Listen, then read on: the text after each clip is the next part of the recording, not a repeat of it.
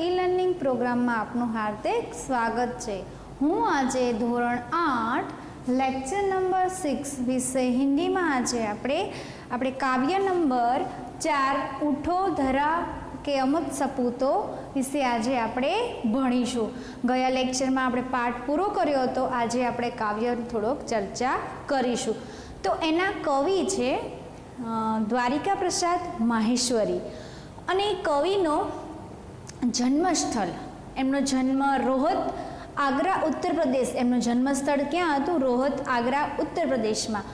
અને એમની જન્મતિથિ એટલે કે એમનો જન્મદિવસ 1 ડિસેમ્બર 1916 થયો હતો અને એમની મૃત્યુતિથિ એટલે કે એમનો જે મૃત્યુ પામ્યા એ દિવસ 29 ઓગસ્ટ 1998ના દિવસે મૃત્યુ પામેલા। તો આ કાવ્યમાં પહેલાં હું તમને થોડોક ટૂંકમાં પરિચય આપી દઈશ, પછી તમને વિસ્તૃત માહિતી આપીશ। हमारा देश सदियों तक गुलाम रहा।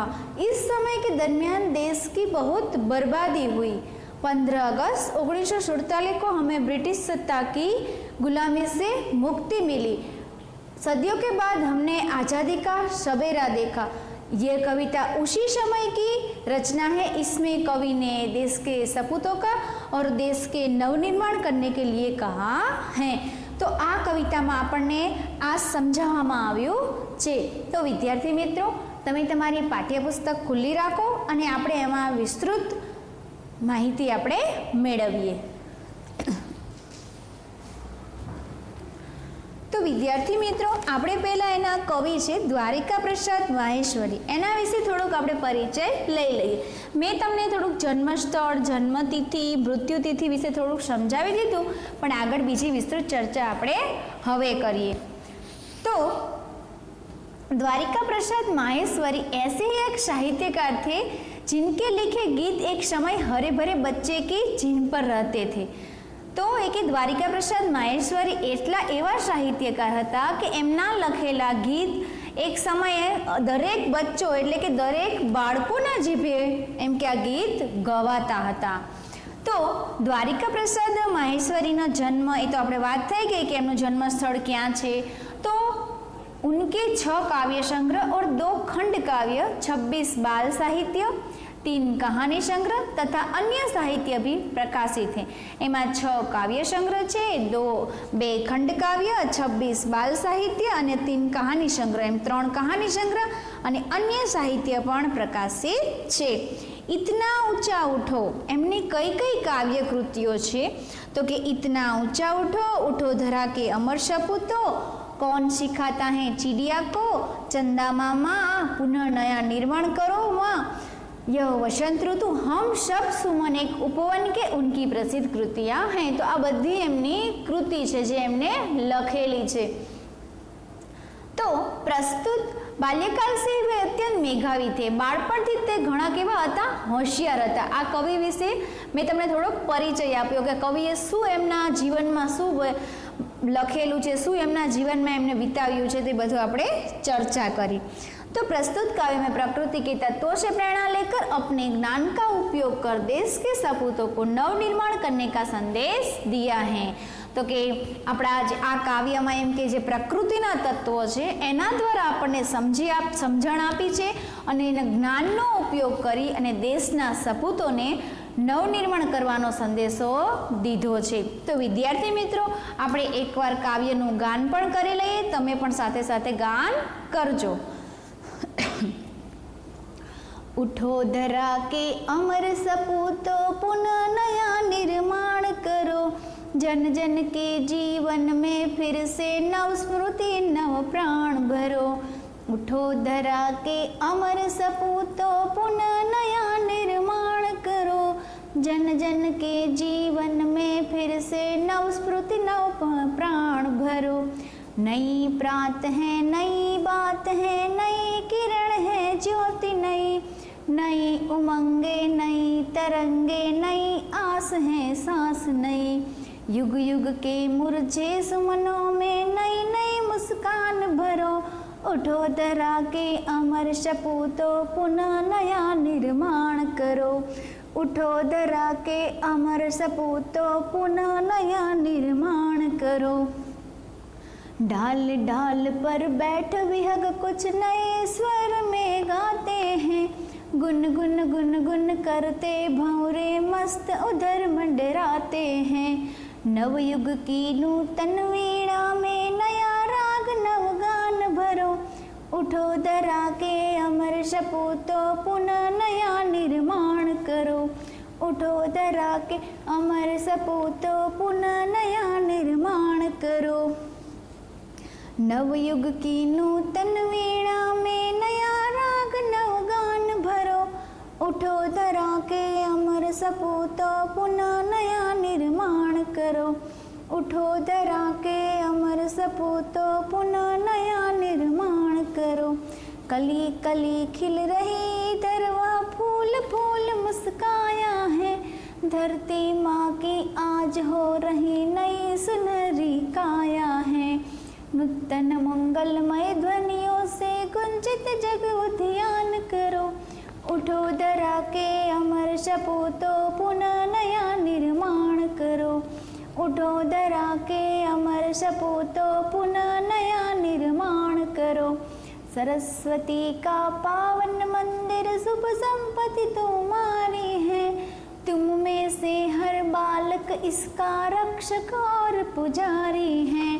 सत सत दीपक जला ज्ञान के नवयुग का आह्वान करो, उठो धरा के अमर सपूतो पुनः नया निर्माण करो, उठो धरा के अमर सपूतो पुनः नया निर्माण करो। तो विद्यार्थी मित्रों, मजा આવી ને કાવ્ય સાંભળવાની? તો તમે પણ જરૂરથી એકવાર ઘરે સાંભળજો। તો હવે આપણે કાવ્યમાં ધ્યાન આપીએ। તમે પણ તમારી પાઠ્યપુસ્તકમાં તો સામે સ્ક્રીન પણ હશે, તમે ધ્યાન આપજો। उठो धरा के अमर सपूतो पुनः नया निर्माण करो। उठो धरा, धरा यानी कि धरती, अमर, अमर यानी कि न मरने वाला। अमर केवा होय कि जे न मरने वाला, अमर सपूतो के छे कि अमर થઈ ગયા, કોઈ દિવસ મરે નહીં। તો સપૂત એટલે કુલ કા નામ, કુળનું નામ। સપૂત હોય એટલે તમે તમારા કુળનું નામ રોશન કરો, એને શું કહેવાય? સપૂત। પુનઃ એટલે ફીર, પુનઃ એટલે ફરીથી।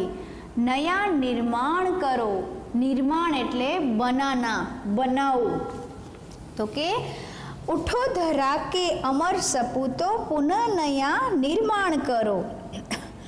તો હે ભારત માતા કહેવામાં આવ્યું છે કે હે ભારત માતા, હે અમર પુત્રો, ગુલામી કી રાત બીત ગઈ હૈ। ધરતીના સંતાનોને કહેવામાં આવ્યું છે કે ગુલામી કી રાત બીત ગઈ હૈ और आज़ादी का सवेरा हुआ है। તો શું કહેવામાં આવ્યું છે કે હે ભારત માતાના અમર પુત્રો, આ જે ગુલામી હતી આપણી, જે એની રાત હવે વીતાઈ ગઈ છે અને શું થઈ ગયું છે? આઝાદીની હવે સવાર પડી ગઈ છે। જે આપણી રાત્રે જે આપણે ગુલામીમાં ગુલામ હતા, એ ગુલામમાંથી આપણને મુક્તિ મળી ગઈ છે અને હવે જે સવાર પડી છે એમાંથી આપણે શું થઈ ગયા છીએ? આઝાદ થઈ ગયા છીએ। जन जन के जीवन में फिर से नव स्फूर्ति नव प्राण भरो। तो कि अब तुम अज्ञान आलस्य की नींद से जागो। जन जन एटले प्रत्येक मनुष्य, दरेक मनुष्य। जन जन एटले दरेक मनुष्य। और नव, नव यानी कि नया, नव एटले नया, नव। અને સ્ફૂર્તિ એટલે ઉત્સાહ। શું થાય? આપણે સ્ફૂર્તિ એટલે આપણે કહીએ છીએ ને કે ઉત્સાહ આવી જાય આપણામાં। પ્રાણ એટલે આપણા શું છે? જીવન। આપણે કહીએ છીએ ને કે આપણું પ્રાણ પંખેડું ઉડી જાય એટલે આપણો પ્રાણ એટલે આપણું જીવન। જો અત્યારે આપણું જીવન બંધ થઈ જાય છે तो कि अब तुम अज्ञान आलस्य की नींद से जागो और देश के नवनिर्माण में लग जाओ। तो कि हवे तमे आज अज्ञान, अज्ञान एटले जे तमारामां ज्ञान नथी અને આલસ્ય, આળસની તમે નીંદરમાંથી જાગો અને આ જે દેશનું આપણે નવનિર્માણ કરવાનું છે, નવું નિર્માણ કરવાનું છે, એના માટે લાગી જાઓ। તમે આજે તમારામાં જે મનમાં જે અજ્ઞાન ભરેલું છે, જે તમારામાં આળસ ભરેલી છે, એમાંથી જે નીંદરમાંથી તમે જાગો અને તમે નવું નિર્માણ કરો અને એમાં તમે લાગી જાઓ। तुम्हें देशवासियों के जीवन में फिर से नया उत्साह भरना है। नवस्फूर्ति एटले तुम्हें तमारे देशवासियों माटे जीवन में फरीथी नवो उत्साह भरवानो छे। उनमें नए प्राणों का संचार करना है अने एमा नवा प्राण नवा जीवननो एमा संचार करवानो छे। तो कवि कहे छे कि तमे देशवासीओ आ जीवनमां फरीथी तमे नवो उत्साह भरो अने एमां नवा प्राणोनो संचार करो। तो आगळ चलो। नई प्रात है, नई बात है, नई किरण है, ज्योति नई, नई उमंगे, नई तरंगे, नई आस है, सास नई। प्रातः एटले शुभ अने बात शुभ, प्रातः एटले शुभ, नई किरण, ज्योति नई, नई एटले मैं तमने कही नव, नई तरंगे, नई आश है, सास नई। उमंग एटले उत्साह अने तरंग, तरंग एटले शुं थाय? लहर। आपणे जे लहर आवे छे ने तरंग नथी कहेता दरियामां मोजा आवे लहर आवे तो एने तरंगने शुं कहेवाय छे? लहर। अने आस, आस एटले आशा। आपणामां कंईक कहे छे ने के आपणामां कंईक आशा रहेली छे, मने कंईक एवी आशा छे के आम थशे। आस एटले आशा। तो कवि कहे छे कि आज़ादी की नई सुबह में नई चर्चाएं हो रही हैं। तो कि आज़ादी आ नवी सवार में नवी चर्चाओं थई रही है। नए विचारों की किरणें फैल रही हैं अने नवा नवा विचारों ने शू थई गई है? किरण फैलाई रही है। सब अपने जीवन में नए प्रकाश का अनुभव कर रहे हैं। बधा पोताना जीवन में नवा प्रकाशनो अनुभव करी रह्या छे। तो के बधायनामां कंईक अलग प्रकारनुं आवी गयुं छे के बधा लोको पोताना जीवन में नवो प्रकाशनो अनुभव करी रह्या छे। लोगों के मन में नई उमंग है और हौसले की नई लहरें हैं अने लोकोना मन में शुं छे? नवो उमंग छे अने हौसले એટલે એને આગળ કઈ રીતના મારે વધવું એના માટેની શું છે? લહર છે, તરંગ છે। सबके मन में नई आस એટલે કે सबके मन में नई आशाएं है અને બધાના મનમાં નવી નવી આશાઓ છે। आज देशवासी खुलकर सांस ले रहे हैं અને આજે એટલે જ દેશવાસીઓ ખુલ્લા મનથી પોતાનો શ્વાસ લઈ રહ્યા છે। કારણ કે અમને એમને હવે કોઈ જાતની બીક નથી કે હવે એ લોકો શું થઈ ગયા છે? ગુલામ થઈ ગયા છે। તો કે એમને કોઈ જાતની હવે ચિંતા રહી નથી। युग युग के मुरझे सुमन में नई नई मुस्कान भरो। तो मुरझे यानी कि कुमलाए, कुमलाए एटले के मुरझायेલું। આપણે કહે છે કે ફૂલ એકદમ કરમાઈ ગયું તો એ મુરઝે એટલે ગુજરાતીમાં કરમાયું કહેવાય અને સુમન એટલે ફૂલ। મેં કીધું ને કે ફૂલ કરમાઈ જાય। तो नई नई मुस्कान भरो। तो कि हे देश के सपूतों, तुम्हें युग युग के मुरझाए हुए फूलों को नई मुस्कान देनी है। तो कि हे देशना सपूतो, कवि देशना सपूतोने कहे छे कि तमारे हवे जे युग युगना जे युग युगथी जे आ करमाई गयेला फूलो छे एमने तमारे नवी खुशी, मुस्कान, नवी हसी देवानी छे। उन्हें फिर से खिलाना है अने एमने फरीथी शू करवानुं छे? आपणे खिलावाना, खिलवा देवाना छे। एकदम हसीथी रही शके एवा करी देवाना छे। उठो धरा के अमर सपूतो, पुनः नया निर्माण करो। तो कि हे भारत माता के अमर पुत्रों, गुलामी की रात बीत गई है और आज़ादी का सवेरा हुआ है। तो कि हे भारत माताना अमर पुत्रों, जे आ गुलामीनी रात छे ए वीती गई छे अने आज़ादीनो जे सवार छे ए पड़ी गयुं छे। डाल डाल पर बैठ विहग कुछ नए स्वर में गाते हैं। डाल डाल पर बैठ, विहग, विहग यानी कि पक्षी, नए स्वरों में गाते हैं। तो कि आज़ादी के इस सुबह में, तो कि आज़ादीनी आ सवार में प्रकृति भी आनंदित है। आज़ादीनी आ सवार में जे आपणी प्रकृति छे ए खूब ज शुं छे? આનંદિત છે, એનામાં આનંદ ભરેલો છે.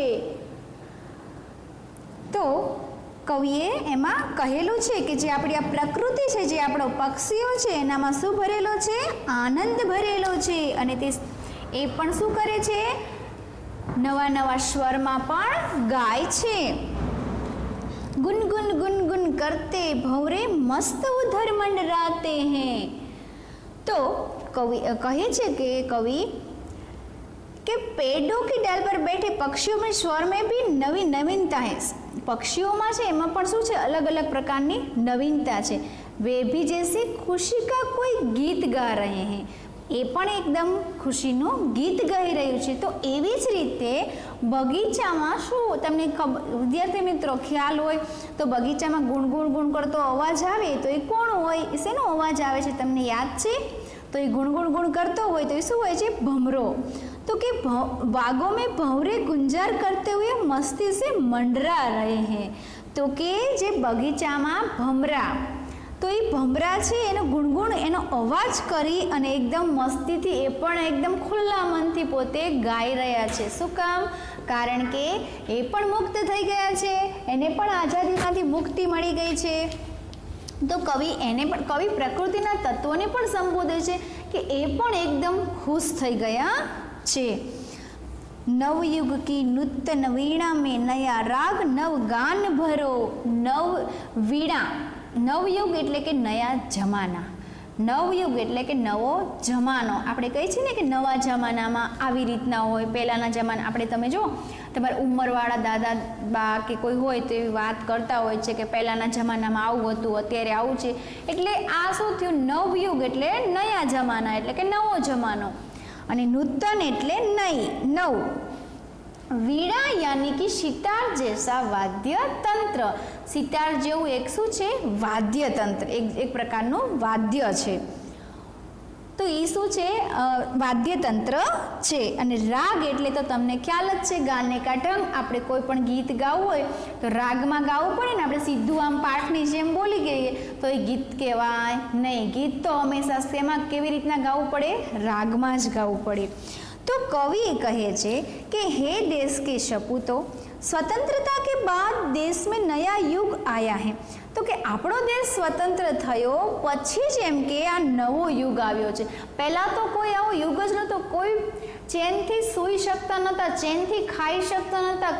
કારણ કે આપણે અંગ્રેજોએ આપણને બહુ હેરાન કરી નાખ્યા હતા. એટલે આટલી ખુશી ક્યારે દેશમાં હોય? મુક્ત થયા. કારણ કે પોતાની રીતે રહી શકે. આપણે જે અત્યારે આપણી રીતે રહી શકીએ છીએ એવી રીતના જ્યારે આપણો દેશ ગુલામ હતો, આઝાદ નહોતો થયો, ત્યારે આપણી કઠિન પરિસ્થિતિ હતી. આપણે કોઈ વસ્તુ આપણી રીતે રહી શકતા નહોતા. આપણને અંગ્રેજો કેમ એટલું જ આપણે કરવું પડતું હતું. તો કવિ કહે છે कि हे देश के सपूतो, स्वतंत्रता के बाद देश में नया युग आया है. तो क्या स्वतंत्रता पछी ज एम के आ नवो युग आव्यो छे. इस नए युग की वीणा में तुम्हें नए राग और नए गाने भरने हैं. तो कि आ नवा युग में आ वीणा में जे वीणा छे ने, वीणा वागवण सितार जेवुं आपणे वाद्य, तो कि एमां ज आपणे नवो राग भरवानो छे अने नए गाने भरने. एमां ज आपणे नवा रागथी नवुं गीत गावानुं छे. तो આપણને આટલું સમજાયું છે. તો વિદ્યાર્થી મિત્રો, તો હવે આપણે તમને ખ્યાલ આવ્યો ને કે આપણા દેશની સ્થિતિ પહેલાં કેવી હશે. આપણે તો ખુદ કંઈ જોયું જ નથી, પણ આપણને આ પાઠ્યપુસ્તક કોઈ દ્વારા આપણને ખબર પડે કે આપણી સ્થિતિ કેટલી કફોડી હતી એમ. પણ અત્યારે જે આપણે જીવી રહ્યા છીએ એ આપણે મુક્ત થઈ ગયા છીએ આઝાદીમાંથી. તો આપણે આપણી રીતે જીવી શકીએ છીએ. તો આપણે આગળની કવિતા આપણે નેક્સ્ટ લેક્ચરમાં લઈશું.